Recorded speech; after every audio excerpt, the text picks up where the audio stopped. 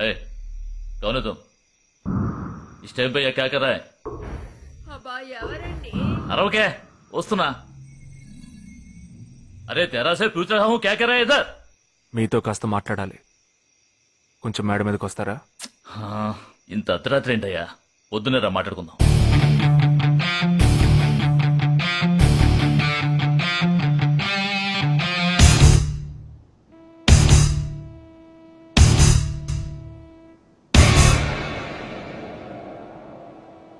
నువ్వు తప్పించిన వాడు ఇప్పుడు మా ఇంట్లోనే గెస్ట్గా ఉన్నాడు.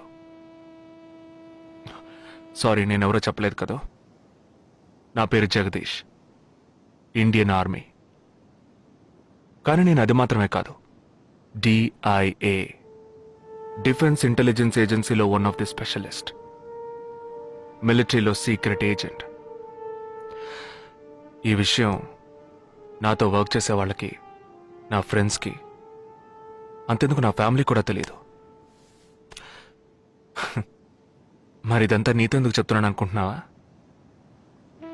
నువ్వు ప్రాణాలతో ఉండబోయేది లేదుగా. మేము క్యాంపులో ఉండేటప్పుడు ఆ దేశం వాళ్ళు మమ్మల్ని కాల్చడం, మేం తిరిగి వాళ్ళని కాల్చడం అప్పుడప్పుడు జరుగుతూ ఉంటుంది. ఒకరోజు మా క్యాంప్లో రవి అనే ఒక అతను, అతనిది మన రాష్ట్రమే, సడన్ గా అదృశ్యమయ్యాడు. 7 రోజులు ఎంత వెతికినా దొరకలేదు. 8వ రోజు దొరికాడు. పాపం వాళ్ళ క్యాంపులో చిక్కుకొని ఉంటాడు. వాడిని 7 రోజులు చిత్రహింసలు పెట్టి వాడి కళ్ళు 2 పీకేసి ఈ బియర్ బాటిల్ ఉందే, బియర్ బాటిల్, దాన్ని కింద నుంచి లోపలికి మొత్తం లోపలికి తోసేసి పగల కొట్టేశారు. మేమే వాళ్ళ ఇంటికి వెళ్ళి ఆ బాడీని అప్పగించొచ్చాం. తల్లి గుండెలు బాదుకుంటోంది, తండ్రి ఏడుస్తున్నాడు, అక్క చెల్లెళ్ళు కన్నీళ్లు కారుస్తున్నారు. 14వ రోజు వాడి తమ్ముడు వచ్చాడ్రా మిలిటరీకి. ఇక్కడ మీరంతా సంతోషంగా బతకాలనే కదరా అక్కడ రోజు మేము చస్తున్నాం.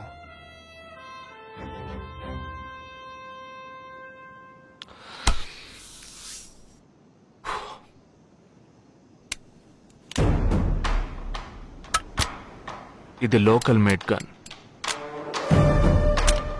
ఇది నా గన్. నేను నిన్ను కాలిస్తే ఎందుకు కాల్చానో వివరణ ఇవ్వాల్సి ఉంటుంది. నువ్వు చచ్చి శవమైనా నీ కుటుంబం నీ మొహాన్ని ఉమ్మేస్తుంది. నీ పిల్లలు సిగ్నల్ దగ్గర ముష్టెత్తుకుంటారు. నీ పెళ్ళం రాత్రుళ్ళు రోడ్డు పక్కన నుంచొని చేతులూపి పిలుస్తూ ఉంటుంది. అదే నిన్ను నువ్వే కాల్చుకుంటే డ్యూటీ పీరియడ్లో సూసైడ్ అని మీ ఇంట్లో ఒకరికి ఉద్యోగం వస్తుంది, PF డబ్బు వస్తుంది, పెన్షన్ ప్రతి నెల వస్తుంది. నిర్ణయం నీకే వదిలిపెడుతున్నాను. ఆ గన్ ఏమాత్రం నా వైపు తిరిగినా నేను నిన్ను కాల్చేస్తాను.